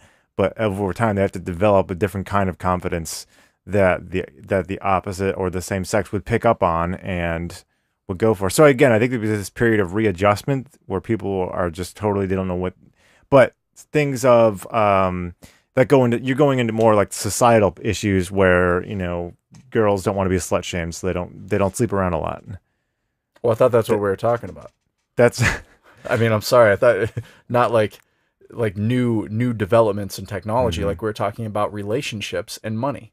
Mm-hmm. Relationships and money. So that's what I mean. I feel like sex is a part of that relationship factor. Mm-hmm. You know, so therefore, would it change? Would it be the same? Would it be more frequent? Would it be infrequent? You know, I think for me, my mind, I can't think about certain things. You can't help but going back to the replicator stuff. I know, Geoff. Well, no, it's just so many other things. Because when you talk about like even like what I mean, just propose this situation you just brought up here. Because if you say, okay, if there's not, you know, like how would sex change and how would people act here? Well, you could say, if I said to you, well, I think people would be more casual and like they would have more casual sex. Well, then it goes into, well, what kind of health technology is around right now? Because if people are worried about these things, then that's not going to change. Yeah, it's like people aren't going to change. Right. Yeah, like, so all these other factors still come into play. So in terms of affecting people, so I can only say that if money wasn't an option, then you're going to have certain types of sex that are just not going to be there. You're not going to have prostitution. Anal? You might have less, you know, but you wouldn't have prostitution to any, like, unless they were unaware that money wasn't in play anymore. I still think too, though, but that there would be a certain, I mean, again, it's still a societal thing, but there'd still be a certain number of guys and girls who just love having sex. They just love it. Like a subculture, and they would still do it, even if it wasn't for money anymore. If all of their basic needs were met, and then they could have the food and the shelter and everything else they needed, they would still just be like, I just like this. I'm going to keep doing it. I like banging. I mean, it's a really valid question. I hadn't put much thought into it. So it's one of those things that don't have a lot. I can't expound on it too much because I just. Well, how about this, Geoff? What do you think would happen? Just go with that. What do you think? You don't have to watch. Well, I mean, my mind just goes into funny places, like what Matt just suggested. It becomes the same way. The health thing is a good point, by the way. The health thing is a really good point because you can't be spraying everywhere and just hoping that you're not going to catch something. But when we talked about this in other ways, relating it, when we had related this to filmmaking, for instance, right now you can attract somebody to make a movie with money. So if I want Richard Gere to be in my movie, I could be making the shittiest movie on the planet, and Richard Gere's like, this movie looks ridiculous. But I'm like, dude, I'll pay you $20 million. He's like, oh, well, all right. What time do you need? I love that script. So I think it's Nick Cage. You want to bring Nick Cage into that. But so if you don't have money, you can't attract people anymore in that sense. I can't show up with a shitty script and be like, dude, you want to be in my shitty movie? No. Now I need to have a good script because it doesn't matter how much I want to pay you. You need to like it. This is cool. You want to do this? I like that idea. And you need to like it. So, yeah, you need to like what you're doing. But it's the same thing. So when you talk about, okay, well, and I said this, there wouldn't be prostitution, right? Well, now you would instead be a sense of, well, you have to be on par with one another, and maybe you both want to be doing that, but you'd have to convince somebody in a more personal sense of relating to whatever you wanted to engage in. So you can apply that engagement to anything, whether it's making a movie or sex. Dude, great thing right there. Okay, well then would it even be more difficult to get to these quote unquote intimate or personal relationships? Because what Geoff just said brings up a really good point. You can, what we have right now, you can hide behind a facade or a mirage of having wealth and resources and income. I can go out and I can use my credit card and buy out the bar, bro. You know, but yeah, I'm going to be depressed on Monday when I get that statement. But if it is similar to like what you said, Geoff, where if you are just putting it out there and saying, look, if you want to be a part of this, it has to be really good because now I've got all of this access to everything. So therefore, going back to what we were talking about, sex and relationship, well, sex in this topic right now, yeah, maybe it would be even more difficult to land somebody because now their options are immense and extremely broad. Yeah.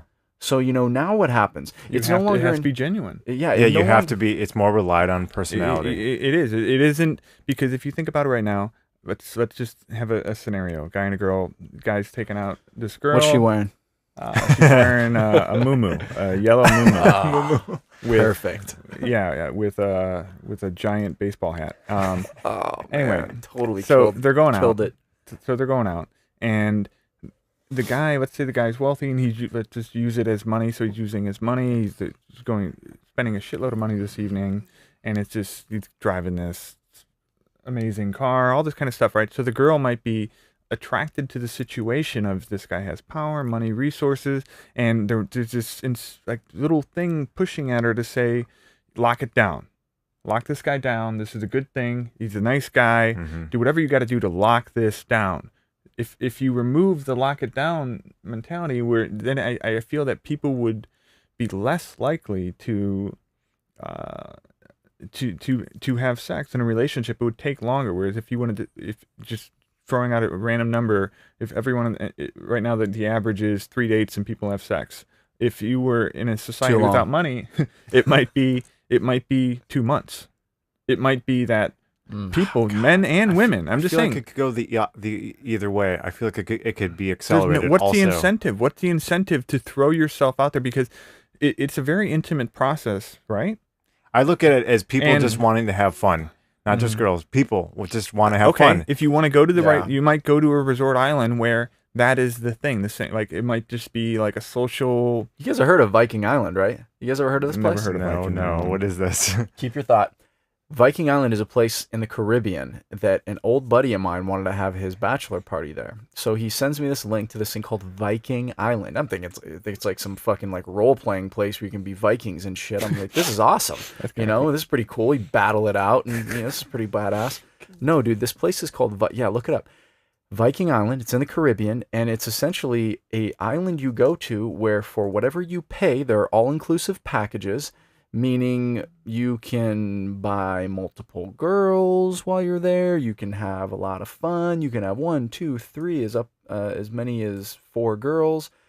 Supposedly, it's just it's wild. So it's just like it's wild, like that hedon place, whatever. Yeah, like hedonistic or whatever. Yeah. Yeah, but anyways, Matt's got it up online right now. Look, Vikings Exotic Resort. Yeah. So, anyways, that wouldn't exist. But what was I talking about? You were talking about like maybe people would go and search out these places. Like when Matt said he was he thinks it could go either way, and you were like, well, no, I think there would be places people would go to. I think you would have retreats, like places where people, if you were in that mindset where you just wanted to party and for whatever reason, it would still be. I still think it. Sorry, I don't mean to cut you off. No, go ahead. It would still be super casual. It would just be go to the coffee shop, grab a coffee. There's a cute girl sitting there, and now because I'm not working, because I don't have to be at work at a certain time, I could sit and just chat that girl up. Maybe. And now it's just she's just like, well, I don't have to be at school or I don't have to be at work, so we're just gonna keep hanging out and chatting. Let's go from the coffee shop to grab dinner. And now you're on a date. Boom, you instantly met because you don't have a job and the money's not a big deal. You just go out and you have a fancy date, and then you rent from there you rent a boat. You go out on the boat. You spend the rest of the evening, and then who knows where things go once you're on that boat where alone. do things go? It would change everything. It would change everything. And it could go either way, like both of you guys said. It could become an even more of a discriminatory process of like, I'm going to make this guy wait about 6 months here. Well, no, it's not even that. Or it could be. Or it could just be like, boom, let's make it happen. Yeah, let's just have fun. We're going along with this cool guy. That's for the casual. And it depends. What do you want? What if you, again, going back to the boat, let's go to the boat analogy. If you just want a casual encounter and you want it to be. Isn't that on Craigslist? You want it to be, not, I don't want to say meaningless, but you don't want a deeper connection. Yeah. Then you will gravitate and you will find people who match that. But I feel a lot of people, especially when you have the time now and you take these pressures off, and you're absolutely right, it could flow the other totally, and it's not that there's one way that is going to be that's the way. It's just it might be that it's more like from a macro sense, it's more that's more common or something, right? That's all we're really talking about. What's more common? The money thing is giving people time. You give them more time when they don't have to worry about money anymore. And now, with extra time, I think maybe those relationships or those scenarios are accelerated because they can spend more time with each other. Mm-hmm. They could do more things. of anything that you can think of with each other. You're right. Would you get sick of each other quicker though? It's totally possible, dude. That's a really good point. So I think it would be both. I think the dynamic would become more dynamic. Actually, that's my response to your question. The time compression, dude. Think about when you. Yeah. I've never done this, but you see this in movies, and you've heard about it. But in a sense of people going to another country and they're on vacation and they meet a woman, a man, whatever the situation is, however it works out, and they're in mad love after 2 weeks, 3 weeks, because they're spending a very compressed amount of time together. Where you might be dating somebody for 9 months and you fall in love. You spread it out because you're always working, because you're always going to work Monday through Friday, and you can only go on a date for 2 hours twice a week, and you're so busy because you're trying to pay bills. So that's another thing to consider, is that with the time factor being now completely changed, modified, altered, where you're not spending all of this time doing jobs you don't like, and you're not chained to your job, especially if everybody's freelance and kind of just doing what they want to do when they want to do it in the moment. You have these options where you can just decide, oh, I've met somebody, I want to go do something. We're going to go hang out. We're going to go hang out in this country in the mountains with these other people for a little while and ski or something. You can do all of these things, right? So the time compression from a relationship suddenly is massively accelerated, just like every other aspect of your life. I think the dynamic range expands a lot between very much accelerated getting into getting into a sexual situation with a girl or guy, whatever, right off the bat. Or you could go the opposite way also, and people maybe become more choosy and more careful about who they're with, because they want to be with, because money's not an option anymore. They want to be with somebody who's generally really cool, who they really get along with, who really inspires them and they really love. One thing I think you could almost compare it today to, and I don't, we can't do this, we're not rich, but if you take rich people already, for the most part, really rich people have unlimited options in a sense of what they want to do with their time, right? But the only thing that is working against them right now in this hypothetical scenario of, like, if we were trying to compare them to, well, how do they do things and how would they do it, is the fact that, one, you still have the ego associated with being propped up above the rest of society, and then they need to protect their property and their money. So that's like a little bit of a skew there, like in a sense of how they would maybe be picking their relationships. Because they still need to pick somebody, and like marriage is still important, even maybe more important when you're worth $100 million. But they have those options where they can just decide to, I just want to go here for a week or two and go do this and go do that. And I think that would be something that everybody else would start to kind of mimic, in a sense of how you frame your time. Like, if you commit to something, if you tell me, Matt, like, oh yeah, I'll work on this project with you, if you're good to your word, you're just going to do it. You're going to hang around. But you might say, as soon as I'm done with this project, I'm taking 2 months off.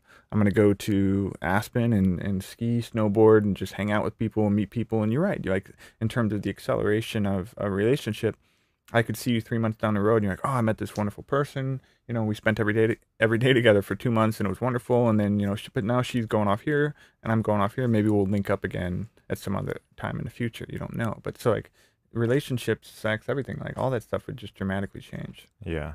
I think the dynamic range would just change a lot. Yeah, it'd be a different place. Completely different place. Completely different.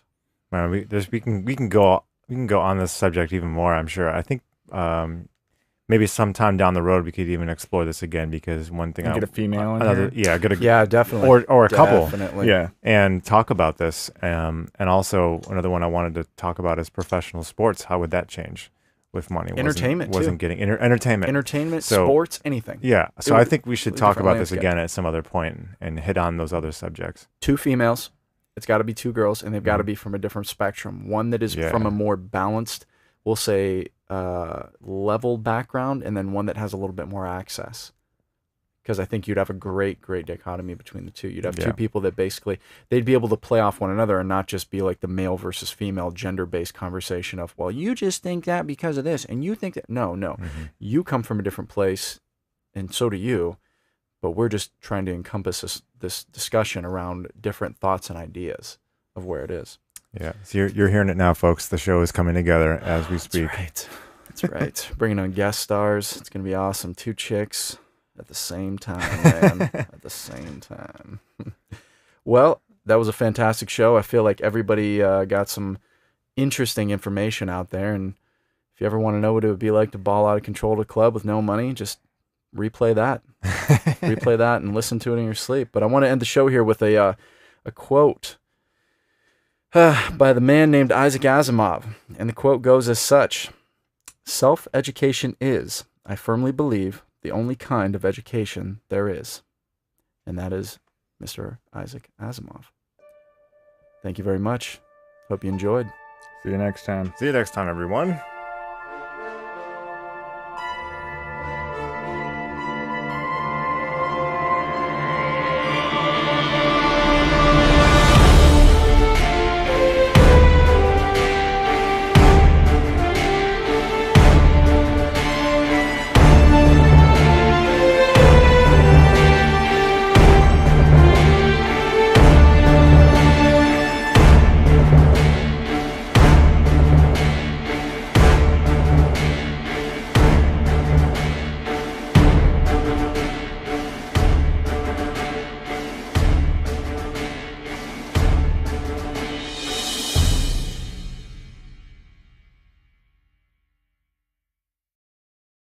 Where everybody dresses like a hipster.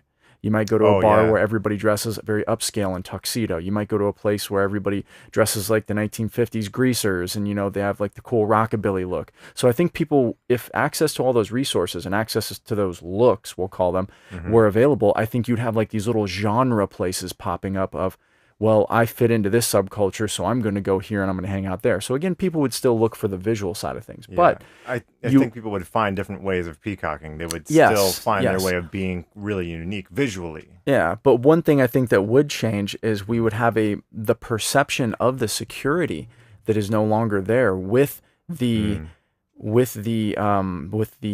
amount of, let's say, finances at this person's available, you know, fingertips. That would no longer even be an issue. It wouldn't be, oh, you know, this so-and-so looks really nice. I bet you they're a baller. Or so-and-so looks really nice. I bet you they have a really good job. It might change to a point of, hey, you know what? So-and-so is at the same place I'm at. I'd like to talk to them. That's where it would change a lot. A lot of that would change from the perception of what can they offer me or what can they give me to, I would just like to meet this person. You know, that would change a lot. I at least I think it would. I think that would kind of change. Yeah, I think you would look for more so with people you mesh with, like your idea of like just finding like subcultures or things that like reflect who you are. Yeah. There's this one book I read where it had a society similar to that, where it was like a lot of very, very advanced technology, and people had the potential to just really recreate whatever reality they wanted to manifest, right? And there was a skyscraper in this story where on different floors were different worlds, in a sense of like, if you lived on the 17th floor, that was the equivalent of, oh, you lived on everybody there dressed, acted, and like as if they were in the 17th century, and like they had these fixations with these. Yeah, things. totally. But it wasn't so much, even like when you talk about like peacocking, it's not all of those things, whatever they wanted, if everybody could suddenly drive an Audi and a BMW and a Mustang, what would differentiate anybody from anybody else then if suddenly everybody could be the same? And the internal would change as well. Like the external things, like when you talk about like a car, like the things that attract, let's say a female, male, whatever, to somebody, the internal values system of themselves, like in a sense of their confidence and their ego, those things are altered by their access to money, resources. So that also, though, internally that is reflected outward. So that's seen in like, oh, this person has a lot of confidence, or that attraction then is magnified by those internal things as well as the external thing of having like a nice condo or a nice car or something like that. Yeah, just thinking about that, you know, when you're dressed real nice and you go out and you know you have like a really nice clean car and you go out and then you have that extra little bit of confidence because you look good, you feel good, you feel whatever. You know, again, if suddenly that everybody had that, they could pick whatever material thing they wanted. How would that, you know, what would people go off of at that, or at least girls, what would they go off of at that point? Right. I mean, it's such an interesting topic to discuss, because again, we're all guys here, so obviously when we're looking at it, we're looking at it from our point of view of how do we attract a female, or how does a female's attraction or her perception of what attraction is, how do we appeal to that, you know what I mean? But it would essentially, like what Geoff had mentioned, when the external has kind of been neutralized, now it's pretty much if everybody is this or that. Well, think about this. I bet because human beings are very tribal in nature, and I think that's something that will stay consistent throughout. I don't think that will change. I think that what would start to happen is you would essentially go to places where people would still have very similar types of social meetings and greetings and gatherings and get-togethers. So you might go to a bar. What do you desire? What makes you itch? What sort of a situation would you like? Let's suppose, I do this often in vocational guidance of students. They come to me and say, well, we're getting out of college and we haven't the faintest idea what we want to do. So I always ask the question, what would you like to do if money were no object? How would you really enjoy spending your life? Well, it's so amazing. As a result of our kind of educational system, crowds of students say, well, we'd like to be painters, we'd like to be poets, we'd like to be writers, but as everybody knows, you can't earn any money that way. Or another person says, well, I'd like to live an out-of-doors life and ride horses. I say, do you want to teach in a riding school? Let's go through with it. What do you want to do? When we finally got down to something which the individual says he really wants to do, I will say to him, you do that. And forget the money. Because if you say that getting the money is the most important thing, you will spend your life completely wasting your time. You'll be doing things you don't like doing in order to go on living, that is, to go on doing things you don't like doing, which is stupid. Better to have a short life that is full of what you like doing than a long life spent in a miserable way. And after all, if you do really like what you're doing, it doesn't matter what it is, you can eventually turn it, you could eventually become a master of it. It's the only way to become a master of something, to be really with it. And then you'll be able to get a good fee for whatever it is. So don't worry too much. Somebody's interested in everything. And anything you can be interested in, you'll find others who are. Today. And what if money suddenly disappeared? What if it didn't matter, or any variation of that? And it was a more level playing field for everybody. How would that affect specific areas of our lives? Mm-hmm. Like relationships, entertainment, sports, recreation. Dating was an interesting one that I've been thinking about lately. How would all that stuff change if suddenly everyone was on a level playing field?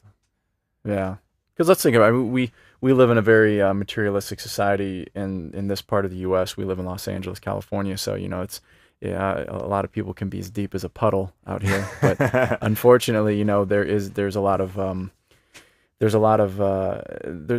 more to the relationship that starts to build aside from just the first few dates. But sometimes getting past those first few dates or getting to those moments can be a little difficult for people, whether they're in a financial crunch or a bind, or they feel that maybe they can't go to areas where they're going to have a good opportunity to meet, let's say, somebody that they would like to date. Maybe they're afraid to go to this area because they can't even afford a beer. Because I mean, everybody's looking for $12 beer night, So as soon as you get to $12 beer night, you're excited, you're pumped. But it would definitely change the landscape if there was no longer money that was essentially dictating this kind of, we'll call it peacocking. This peacocking type of. That's where I'm interested in exploring first, is like attraction, because there's so much of attraction, at least for women, a lot of times is based off of your ability to provide. The security. The security, the monetary security that you get of being able to secure food and resources. The car that you drive, how that makes you look to a girl, like things like that. What your house is, how you dress. How if everybody could suddenly have all. But it's absolutely stupid to to spend your time doing things you don't like in order to go on spending things you don't like and doing things you don't like, and to teach your children to follow in the same track. See, what we're doing is we're bringing up children and educating them to live the same sort of lives we're living, in order that they may justify themselves and find satisfaction in life by bringing up their children, to bring up their children to do the same thing, so it's all retch and no vomit. It never gets there. And so, therefore, it's so important to consider this question: what do I desire?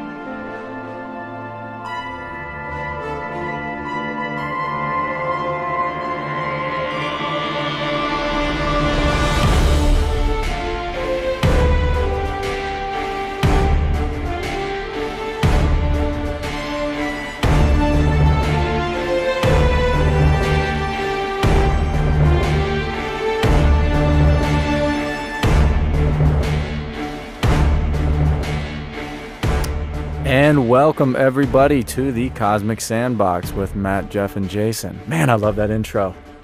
Me too. That's a good one. I love that intro. I'm pumped now. I'm pumped. I feel like I can just run through a wall. I'm that excited. Oh, Alan Watts. Yeah, that was a video called I immediately forgot the title of it, but it's on YouTube, and it's Alan Watts speaking, and somebody put some cool visual images with some music on it. Isn't the title just "What If Money Didn't Matter"? Yeah, I think that's what it was. Yeah. Fantastic little snippet, about 3 minutes of your day. If you got 3 minutes to kind of reflect and think about a couple of things, it's a great little vid. Check it out. YouTube it. Yeah, so today we wanted to talk about what an imaginary scenario. We're going to play around in the sandbox